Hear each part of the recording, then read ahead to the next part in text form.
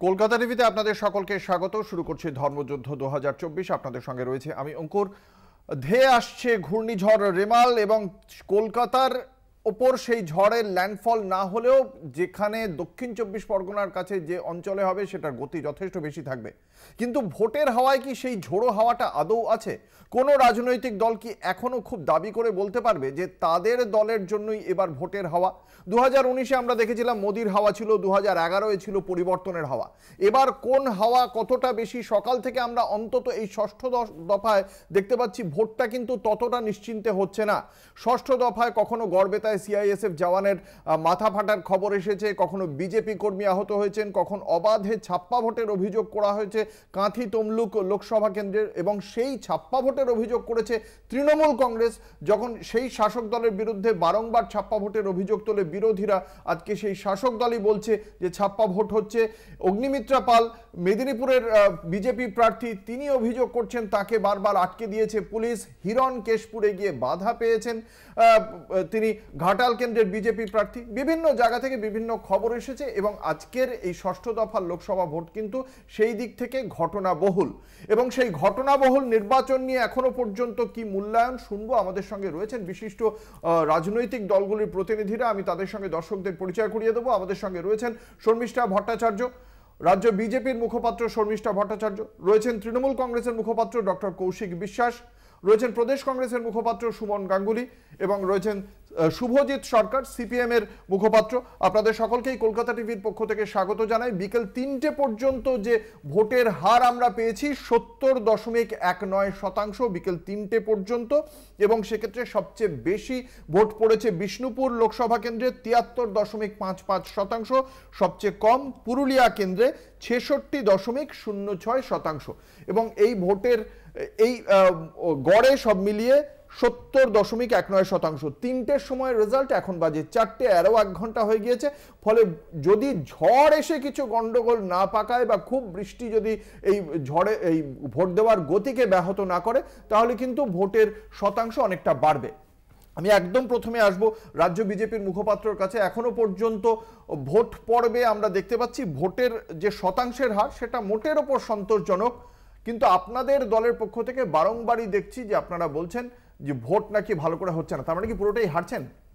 না না, আমাদের তো এবার স্লোগানই রয়েছে এইবার 400 পার, সেই দিকে আমরা 400 পারের দিকে বলছেন আপনাদের প্রতিনিধি। না নিশ্চয় সেটা বলছে, নিশ্চয় বিভিন্ন সেই কারণেই আমি যাচ্ছি। এবার ভোটে একটা সুন্দর জিনিস দেখা গেল, সুন্দরই বলবো, সমস্ত যতগুলো দফা হলো প্রার্থীকে আটকে দাও, প্রার্থীকে ওই কেন্দ্রে যেতে দাও। এটা সংবিধানের কোন ধারায় আছে আমার জানা নেই, আগে প্রার্থীকে আটকাও এবং তার সাথে মিডিয়ার গাড়ি ভাঙচুর করো।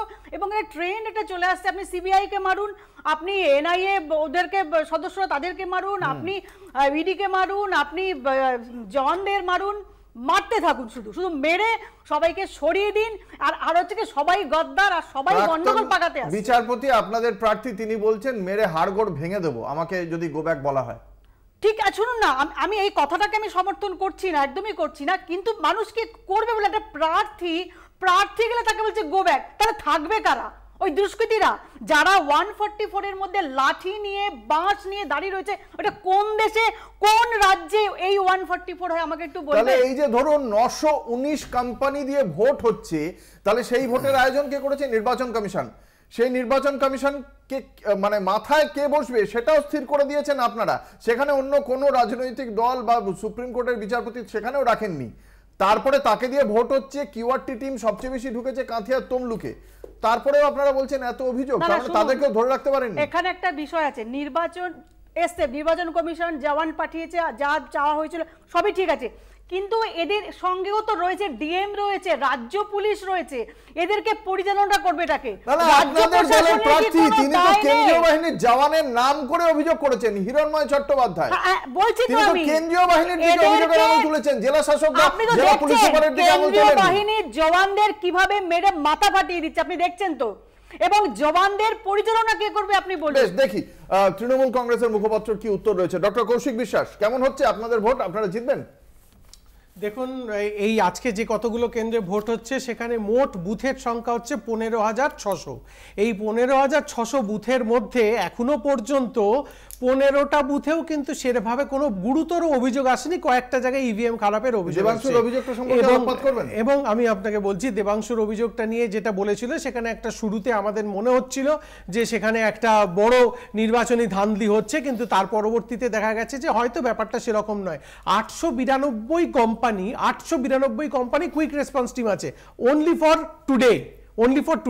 আর তৃণমূল কংগ্রেসের পক্ষ থেকে আমরা বারবার বলেছিলাম কয়েকটা জায়গায় কিন্তু কেন্দ্রীয় বাহিনী, এবং সেগুলো ঘটছে বেসিক্যালি শুভেন্দু অধিকারীর গড় নন্দীগ্রামে কয়েকটা জায়গায় বিজেপি বিক্ষিপ্ত অশান্তি করছে এবং জনগণ তাদের প্রতিহত করছে। কেন্দ্রীয় বাহিনীর জওয়ানরা কয়েকটা জায়গায় বুথের লাইনে ভোটারদের প্রভাবিত করছে, বিজেপিকে ভোট দিতে বলছে। কিন্তু মোটের উপর, আপনি যেটা জানতে চাইছেন, মোটের উপর তৃণমূল কংগ্রেস এখনো পর্যন্ত যা ভোট হয়েছে তাতে খুব সন্তুষ্ট, এবং আমরা আশাবাদী 8টায়, এবার আমরা 8টায় জিততে চলেছি, দেখতে থাকুন। 8টাই জিততে চলেছে, 8টাই আমরা এবার 8টার মধ্যে। আপনি একটা জিনিস খেয়াল করে দেখুন, আপনি বিজেপির প্রার্থীদের বডি ল্যাঙ্গুয়েজটা দেখুন, তারা কতটা নার্ভাস।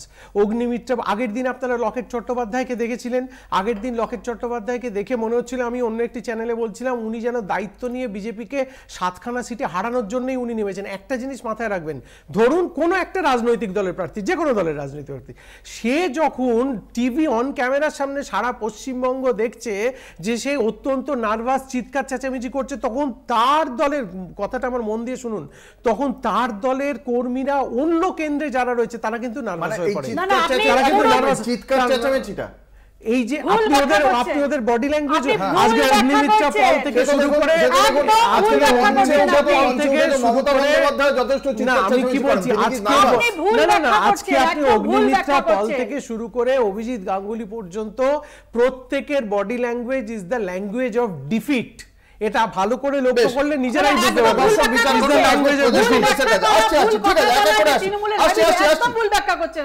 বেশ ঠিক আছে, আমি আসবো একবার প্রদেশ কংগ্রেসের কাছে। কি মনে হচ্ছে আজকের নির্বাচনে আপনাদের পার্সেন্টেজ বাড়বে, ভোট পার্সেন্টেজ? প্রথমে আমি বলি যে আদৌ ভোটটা হচ্ছে, তো তার কারণ হচ্ছে আমি একটা খবরের কাগজ আমি একটা দেখাচ্ছি কাটিং, তাতে বিজেপির এক নেতা তার দলের কর্মীকে বলছেন তিনি নাকি তৃণমূলকে ভোট দিয়েছেন। এখন আমার প্রশ্ন হচ্ছে, আমরা তো জানি ভোট তো গোপনে দেয়, কি করে বিজেপি নেতা জানতে পারলেন তার দলের কর্মী কোন দলকে ভোট দিয়েছে?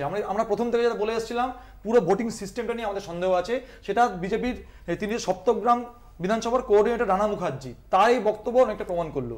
দ্বিতীয় দেখুন, আজকে দেখুন যেখানে যেন ভোট হচ্ছে সবটাই শুভেন্দু অধিকারীর গড়, অর্থাৎ একদা শুভেন্দু অধিকারী, যে শুভেন্দু অধিকারী একদা তৃণমূলের সম্পদ ছিল, মানুষ যে প্রতিহত করছে সেই মানুষগুলো সেই মানুষ যারা এবারের নির্বাচনে যে রাজনৈতিক দল চাকরির কথা বলছে, যে রাজনৈতিক দল শ্রমজীবী মানুষের কথা বলছে, যে রাজনৈতিক দল মানুষের ভালোভাবে বেঁচে থাকার কথা বলছে, অর্থাৎ বাম কংগ্রেসের জোট, সেই বাম কংগ্রেস জোটের পক্ষে কিন্তু মানুষ একটা হাওয়া বুঝতে পারছে বলেই কিন্তু মানুষ এসে ভোট দিচ্ছে। এবং এই যে লড়াইটা দেখছেন, মাথা ফাটছে। কি বলছেন, এবারে ভোটের ইস্যুতে এগুলো নয়, এবারে ভোটে তো হিন্দু মুসলিম আত্মা পরমাত্মা, তারপরে কি আদিবাসী, এগুলোই তো এগুলো আর দুর্নীতি বলছি, এগুলো প্রেতাত্মারা বলতেই পারে, কিন্তু আসল মানুষের ইস্যু হচ্ছে মানুষের খেটে খাওয়ার ইস্যু, মানুষের রুজির ইস্যু, মানুষের বেঁচে থাকার ইস্যু। সেই ইস্যুতে সারা দেশ জুড়ে লড়াই হচ্ছে। কারণ বিগত যে রাজ্য, যে কেন্দ্রের যে সরকার আছে, সে কেন্দ্র সরকার প্রমাণ করেছে যে তারা ক্ষমতায় আসার পর থেকে আচ্ছে দিনের কথা বলে, কিভাবে মানুষকে মিথ্যা কথা বলে, মন কি বাতের কথা বলে, কিভাবে মানুষকে ভুল বোঝাচ্ছে। তার বিরুদ্ধে গোটা দেশের মানুষ মানে এক ছাতার তলায় এসছে। পশ্চিমবঙ্গে আবার ফরওয়ার্ড ব্লক আবার আপনাদের বিরুদ্ধে প্রার্থী দিচ্ছে, এটা কি একটা ভালো বিষয়? ফরওয়ার্ড ব্লক আমাদের বিরুদ্ধে, কিন্তু আপনি পুরুলিয়ার কথা বলছেন তো, যদি পুরুলিয়া আপনি দেখে থাকেন, পুরুলিয়ায় আমার সিপিএম এর বন্ধু আছেন, সিপিএম যারা বামফ্রন্টের সবচেয়ে বড় শরিক এবং বামফ্রন্ট যারা আরো যারা শরিক, আরএসপি, সিপিআই, তারা প্রত্যেকে কিন্তু পুরুলিয়া আসনে আমাদের যিনি প্রার্থী নেপাল মাহাতো তাকে সমর্থন করছে। ঘাটালে তাকেও সমর্থন করছে বামফ্রন্ট, তাকেও না, তিনি তো কংগ্রেসের, আমি তো বলছি তো, তাকে তো সমর্থন করছে। বেশ, আর তপন গাঙ্গুলিকে সমর্থন করছে? সমর্থন ব্যাপার নয়। পাপিয়া চক্রবর্তী, আপনি ঘাটালের কথা বলছেন, পাপিয়া চক্রবর্তী দাঁড়িয়েছেন, দাঁড়াতে পারেন, তাকে প্রদেশ থেকে এরকম সমর্থন বা এরকম কিছু দেওয়া হয়নি। কিন্তু যেটা আমাদের মূল যেটা লড়াই, সেটা হচ্ছে পুরুলিয়া যে আসনটা আমরা জিতছি এবার, সেই পুরুলিয়া আসনে বামফ্রন্ট আমাদেরকে সার্বিকভাবে আমাদের পাশে আছে। ওপর একটা 5 সেকেন্ড একটা কথা বলবো, ওনার সঙ্গে আমি পার্সিয়ালি সহমত। বাঁকুড়ার রঘুনাথপুরে 5টা ইভিএম মেশিনে বিজেপির ট্যাগ পাওয়া গেছে।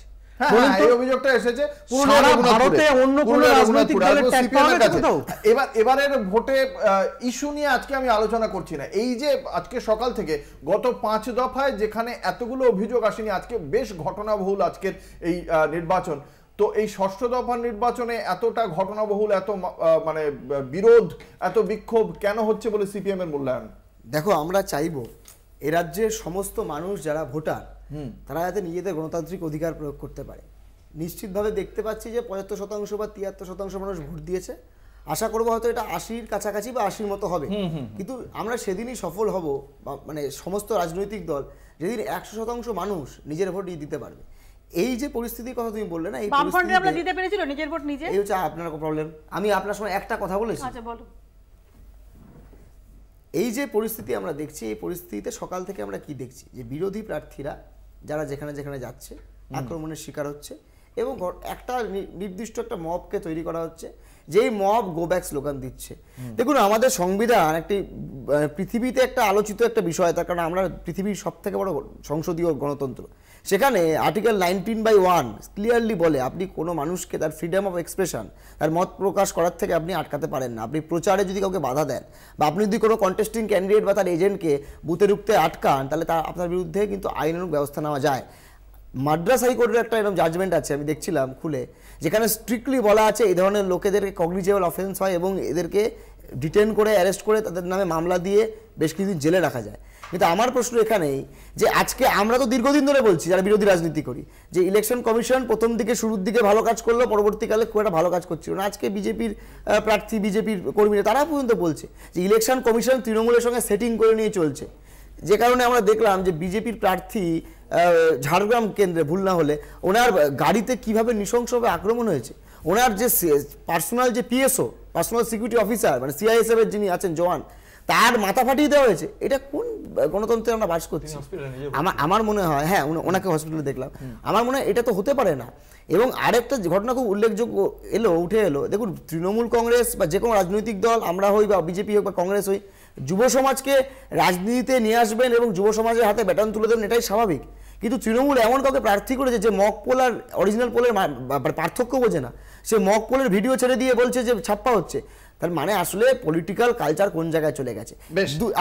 আমি একটা অ্যাডিশন করি একটা কথা, বামফ্রন্ট সরকারের কথা হচ্ছে না, বামফ্রন্ট সরকার যখন ক্ষমতায় ছিল ঠিকই অনেক অভিযোগ আছে, অনেক বিতর্ক আছে, অনেক আছে, কিন্তু বামফ্রন্ট সরকারের সময় কিন্তু বিরোধীরা রাজ্যে একটা বড় অংশের আসন জিতত। আপনার নিশ্চয়ই মনে থাকবে 1984 সালের নির্বাচন, যখন বাম এবং কংগ্রেস একে অপরের সঙ্গে লড়াই করছে, সেবার বামপন্থীরা 26টা আসন পেয়েছিল এবং কংগ্রেস 16টা আসন পেয়েছিল। কিন্তু সেবার আমরা দেখিনি যে এখন যা পরিস্থিতি আমরা দেখছি, এখন তো বিরোধী প্রার্থী দাঁড়ানো মানেই হচ্ছে তার জীবন সংশয় হয়ে যাওয়া। বিরোধী প্রার্থী যদি সেন্ট্রাল ফোর্স না থাকে, যদি মানে পার্সোনাল সিকিউরিটি না থাকে, তার তো এই যে বুথ অব্দি যাওয়াটাই সম্ভব হচ্ছে না। দেখা কোন রাজ্যে বাস করছে? বিষয়গুলো নিয়ে কি বলছেন বাকিরা, একটা ছোট্ট বিজ্ঞাপন।